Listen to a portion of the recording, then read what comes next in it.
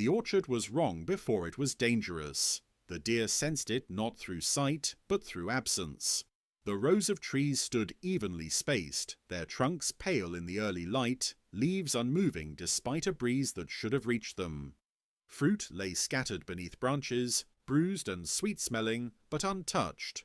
No birds moved, no insects lifted. The silence held. The deer stood at the edge of the orchard, body angled inward, legs locked in a posture that allowed immediate flight without announcing it. Her ears rotated slowly, independently, scanning air that delivered no information. Orchards were never this quiet. They held sound even when abandoned. Wind in leaves, insects working fallen fruit, distant birds moving between trees. Silence here meant interruption, not peace. She stepped forward once, carefully. Hooves touched grass flattened by earlier movement, human, recent. The smell lingered faintly beneath sweetness, oil, metal, the residue of passage rather than presence. The deer stopped again. The silence did not break. Her breathing slowed. Muscles remained coiled but still, conserving energy while waiting for confirmation. The orchard did not answer. She advanced another step. Fruit crushed softly beneath her hoof, releasing scent that should have drawn wasps, flies, birds. Nothing came. The trees themselves felt expectant, not threatening, but emptied. Rows created corridors that limited peripheral vision, turning open ground into segmented space. Movement here required commitment. Retreat would be visible. The deer raised her head fully now, still no sound. This was the danger. Predators created noise when they moved. Humans created disturbance even when still. Total quiet meant withdrawal. Something had passed through and left the space cleared behind it. She listened deeper, not for sound, for delay. And there it was, a gap where sound should return, but did not. The silence stretched longer than natural. Wind brushed the outer field behind her but failed to reach the orchard interior. The air inside was held. The deer took one more step, then froze. Far down one of the rows, something shifted. Not movement, pressure. The deer felt it through the ground rather than saw it. A change in tension, as if the space ahead had weight. She did not run. Running without direction here would trap her between rows, funneling movement into predictability. She waited. The silence lasted. Too long. Long enough to confirm that whatever had emptied the orchard had not left it entirely, only paused. The deer eased backward one step, placing her hoof exactly where it had been before, careful not to disturb fallen fruit again. Her body remained facing forward, retreat invisible unless watched closely. The orchard stayed quiet. No alarm call came from her throat. That would break the last advantage she had. Uncertainty. She withdrew another step, then another. Only when her hind legs reached open ground did she turn fully, muscles releasing all at once into controlled acceleration. She did not bolt wildly. She ran cleanly, straight, crossing the boundary where sound returned. Behind her, the orchard remained silent. Rows of trees held their breath. And standing at its edge only moments earlier, the deer had learned what mattered most in human-shaped landscapes. Not the presence of noise, but the moment when its absence lasted long enough to stop being background, and became a warning that whatever had passed through had taken the natural order of sound with it. The deer did not stop running until the ground changed. Grass gave way to uneven soil, broken by old ruts and scattered stones where machinery had once turned earth. Here, sound returned, insects resumed their thin movement, birds called cautiously from hedges farther out. The world breathed again. She slowed, not to rest, to listen. Her sides rose and fell in controlled rhythm. Panic never helped. Awareness did. She angled her body toward the orchard without re-entering its boundary, keeping distance while testing whether anything followed. Nothing did. The silence remained contained. That mattered. If danger had been moving freely, sound would have collapsed outward with it. Instead, the orchard held its quiet like a pocket sealed off from the surrounding land. The deer lowered her head slightly and sniffed. The scent trail clarified here. Human smell was stronger now. Oil, rubber, old sweat trapped in fabric.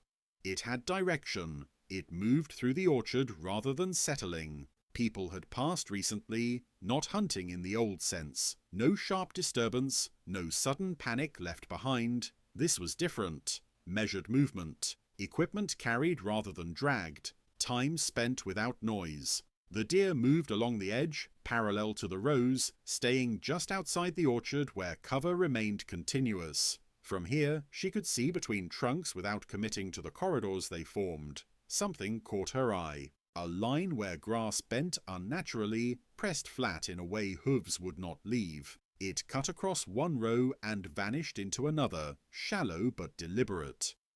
She froze again. This was not random passage. It was placement. The deer recognized the pattern without naming it. Human paths did not wander. They connected points efficiently. This line led toward the deeper interior of the orchard, exactly where silence had felt densest. She shifted position to keep the line in view. Farther along it, something reflected faintly. Metal, small, still. The deer did not approach. Metal here did not belong to tractors or fences. It lay too low, too deliberate. Its placement made sense only as interruption, a snare or a camera. Either way, it meant people expected return.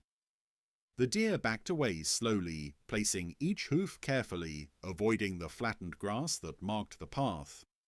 She did not break cover. She did not cross open ground again.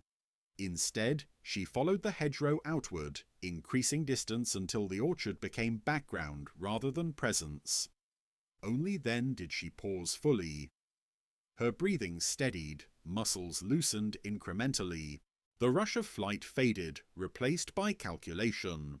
The orchard was no longer neutral ground. It was structured. Silence there was not absence, it was design. The deer lifted her head and listened one last time. Birds still avoided the rows. Insects worked only at the margins. The center remained held. She turned away.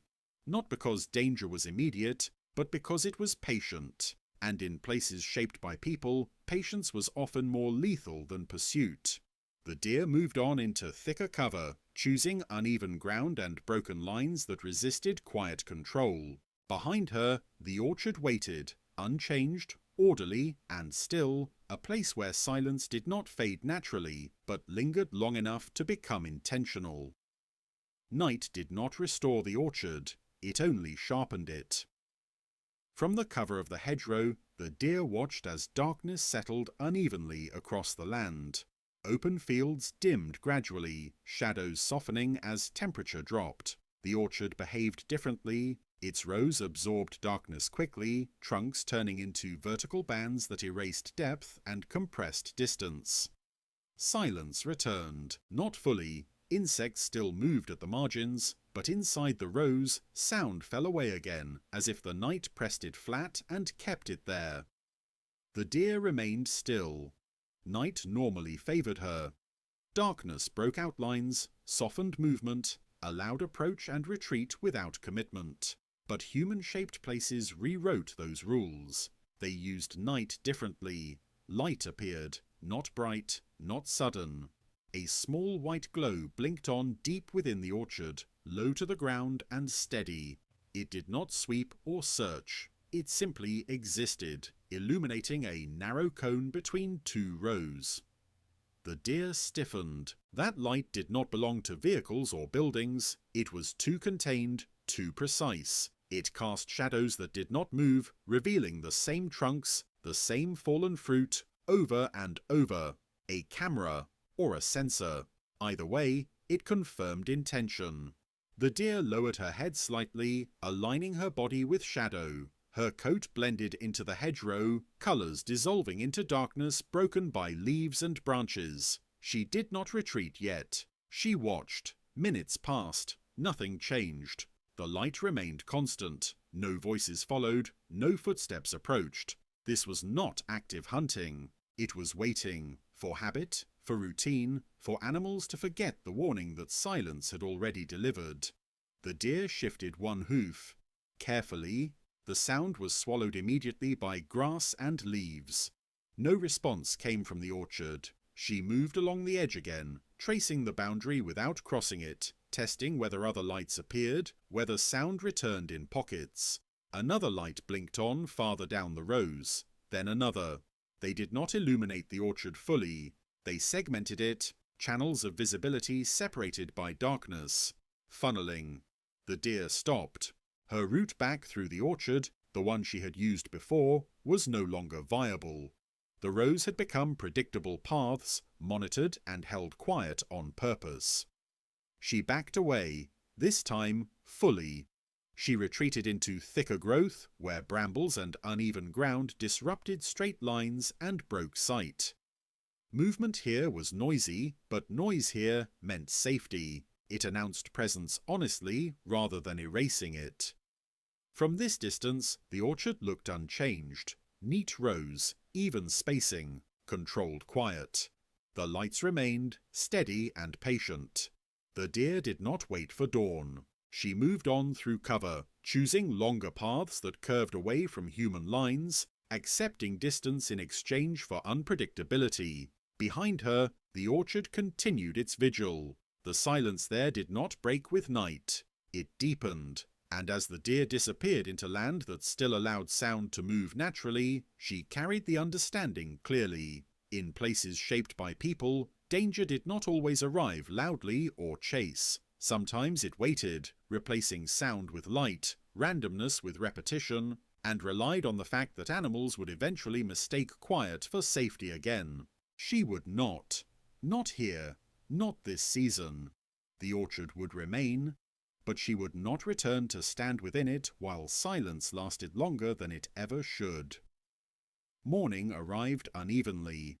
Light reached the hedgerow first, filtering through leaves and broken branches, warming the ground in patches rather than all at once.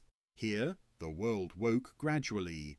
Insects resumed their work. Small birds tested calls, then repeated them with confidence. Sound returned properly. The deer stood motionless within cover, listening as the land reassembled itself. Each layer added information: distance, direction, presence. Nothing arrived all at once. That mattered. She did not look toward the orchard immediately. When she did, it appeared unchanged. Rows still stood straight. Trees still held fruit. Grass between them lay flattened in the same deliberate lines. The lights were gone now, removed or powered down, leaving no obvious sign of night's intervention. That was the danger. The orchard looked usable again. Silence no longer pressed against its edges. Birds skirted its margins cautiously. Wind stirred leaves at the outer rows, though it still failed to reach the center fully. The deer watched without moving. Memory mattered more than appearance. She did not need to re-enter to confirm what she already knew. The orchard had crossed a threshold, not of threat, but of intention. It had been shaped to wait, to segment movement, to reward repetition. That made it expensive. She turned away. The decision carried no urgency now. There was no chase, no immediate pressure. The power of the choice came from timing, leaving when nothing forced her to. She moved deeper into uneven ground, following paths that bent and broke where trees grew irregularly and undergrowth resisted straight lines.